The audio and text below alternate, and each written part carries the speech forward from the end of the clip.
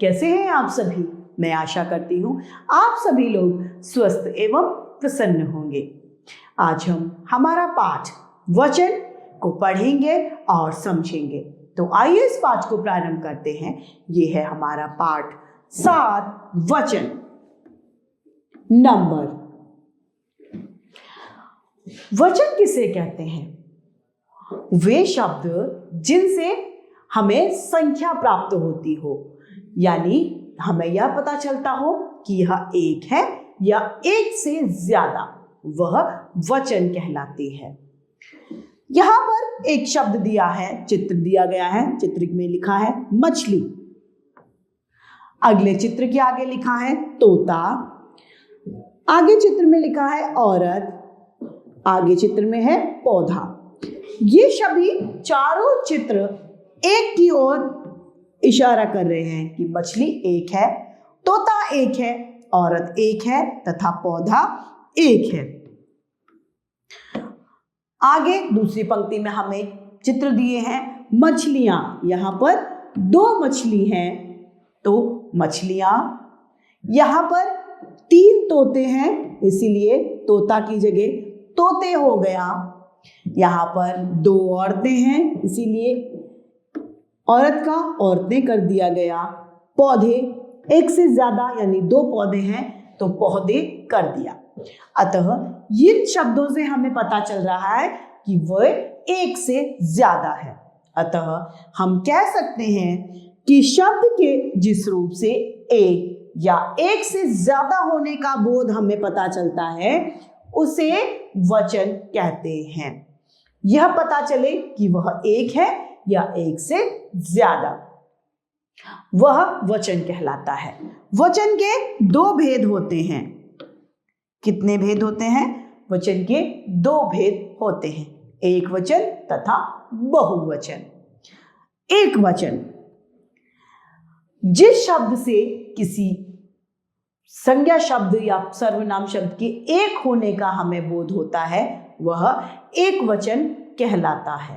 एक का पता चलता है तो वह एक वचन है। जैसे कि लड़का, तितली, गुब्बारा, किताब, पेंसिल, पुस्तक, मेज, कुर्सी, फोन, टीवी, ये सभी एक की ओर इशारा कर रहे हैं। अतः ये एक वचन के उदाहरण है।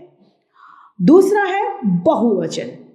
जिन शब्दों से यह पता चलता है कि संज्ञा या सर्वनाम एक से ज्यादा है, किसी भी वस्तु या प्राणी की गिनती एक से ज्यादा होती है, तो वे बहुवचन कहलाते हैं। जैसे कि लड़के, तितलियां, गुब्बारे, पुस्तकें, मेजों, पेंसिलों, किताबों, ये सभी एक से ज्यादा की ओर इशारा कर रहे हैं। एक से ज्यादा कितने भी हो सकते हैं, चाहे वह 4 हो, 10 हो, 15 हो, 20 हो या 50 हो, लेकिन एक से ज्यादा होने चाहिए। जैसे ही वो एक से ज्यादा होंगे तो वे बहुवचन कहलाते हैं। तो एक से ज्यादा वाले शब्द बहुवचन कहलाते हैं।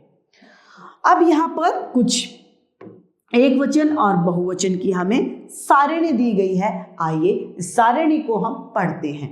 पतंग का बहुवचन पतंगें, मिठाई का मिठाइयाँ, नाव का नावें, थाली थालियाँ, गाय का गायें, कटोरी कटोरियाँ, गेंद का बहुवचन गेंदें और मक्खी का बहुवचन मक्खियाँ, नदी का नदियाँ, आँख का आँखें, किताब का किताबें, चूहिया चूहियाँ, बोतल बोतलें, गुड़िया गुड़ियाँ, कमरा कमरे, खिड़की खिड़कियाँ, चूहा चूहे, सभा सभाएं, ताला ताले, बालिका बालिकाएं, कपड़ा कपड़े, माता माताएं, बच्चा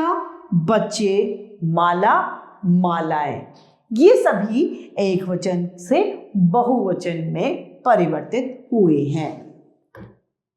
तो इसी तरीके से हमारा पाठ समाप्त होता है। आइए संक्षेप में इसे दोहराते हैं। शब्द के जिस रूप से उसके एक या एक से ज्यादा होने का बोध होता है वह वचन कहलाते हैं। जिस शब्द से यह बोध होता है कि वह गिनती में एक है वह एक वचन कहलाता है। जिन शब्दों से यह बोध होता है कि वह गिनती में एक से ज्यादा है वह बहुवचन कहलाते हैं।